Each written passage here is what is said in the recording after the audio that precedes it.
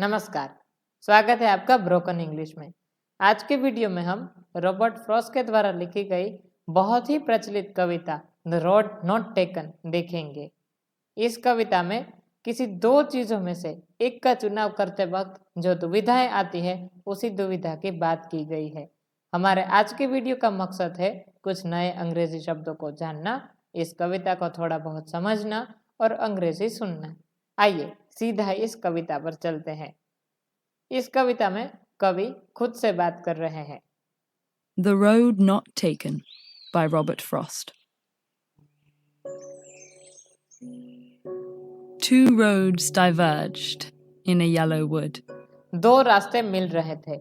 Yellow would say हमें पता चलता है कि यह पतझड़ की ऋतु थी। And sorry I could not travel both and be one traveler. मैं दोनों रास्ते नहीं चुन सकता था। Long I stood and looked down one as far as I could to where it bent in the undergrowth. बहुत ही देर तक मैं खड़ा रहा और रास्तों को दूर तक देखा, वहां तक देखा जहां तक मैं देख सकता था। आगे जाके रास्ता मुड़ रहा था।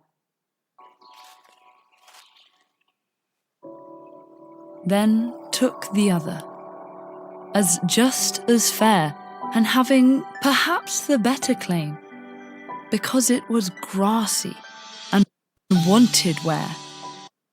फिर मैंने दूसरा रास्ता देखा, वह भी उतना ही अच्छा था, शायद उससे भी अच्छा, क्योंकि उस पर ज्यादा घास था। यहाँ पर कवि का मतलब है कि उस रास्ते पर कम लोग चले थे। Though as for that, the passing there had worn them really about the same.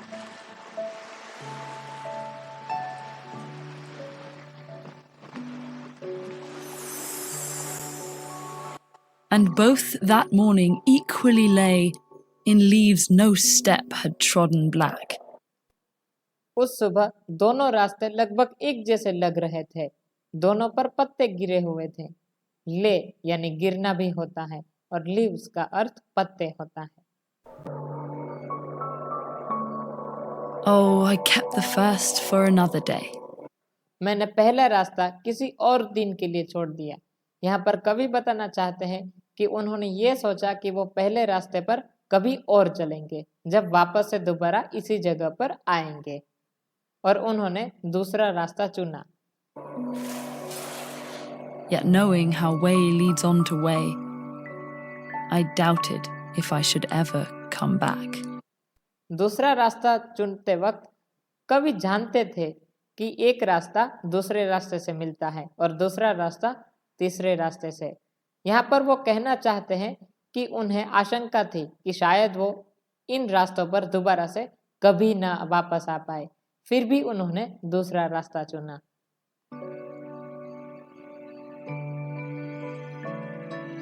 I shall be telling this with a sigh, somewhere ages and ages hence.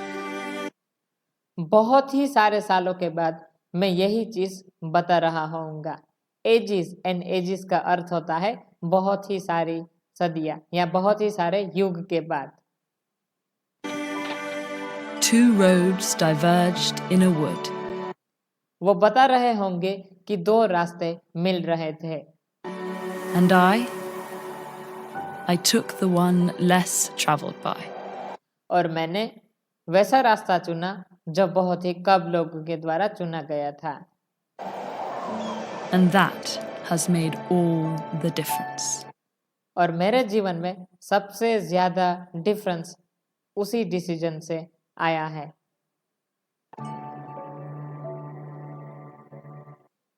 तो दोस्तों, हमें आशा है कि आपको यह कविता पसंद आई होगी, आपको यह वीडियो भी पसंद आया होगा।